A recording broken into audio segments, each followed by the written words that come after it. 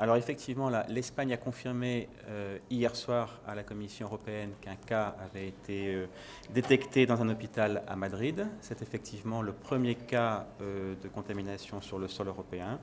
Donc la priorité pour nous, et c'est une priorité en Espagne, on le voit dans le travail qui est effectué sur place, c'est de savoir précisément ce qu'il s'est passé. Puisque l'hôpital en question, comme un certain nombre d'hôpitaux dans l'Union européenne, respecte ou était censé respecter toutes les règles qui sont très strictes visant à éviter ce type de contamination. Donc maintenant, nous avons été informés. L'Espagne a suivi le processus pour informer la Commission et les autres États membres. Et nous attendons sans doute dans la journée des premières conclusions de la part des autorités sanitaires espagnoles sur ce qui s'est passé.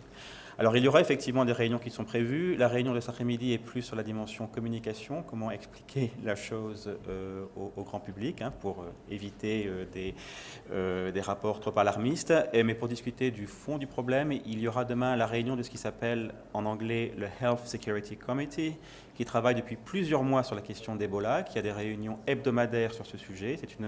Ce sont des conférences audio qui réunissent des experts des États membres, mais aussi de l'OMS, aussi de l'ECDC, qui est l'agence européenne en charge de la santé publique.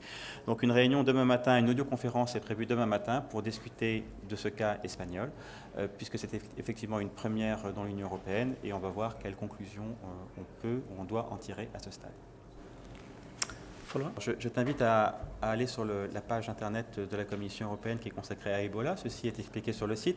De manière générale, en matière de santé publique, les États membres sont responsables de ce qui se passe dans leurs hôpitaux, etc. Néanmoins, il y a donc depuis plusieurs mois un travail d'une agence européenne sur ce sujet qui a publié dès ce printemps des conseils, par exemple, aux voyageurs se rendant sur place.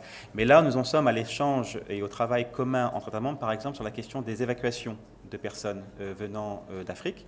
Comme tu le sais, c'est extrêmement compliqué d'évacuer une personne atteinte du virus. Il y en a eu 10 jusqu'à présent qui ont été évacués vers l'Europe, 8 dans l'Union européenne. Donc c'est de ça dont discutent les États membres. Par exemple, tous les hôpitaux européens ne peuvent pas accueillir des patients touchés par le virus. Donc les États membres partagent entre eux les informations en disant voilà, dans mon pays, tel hôpital peut accueillir tel patient.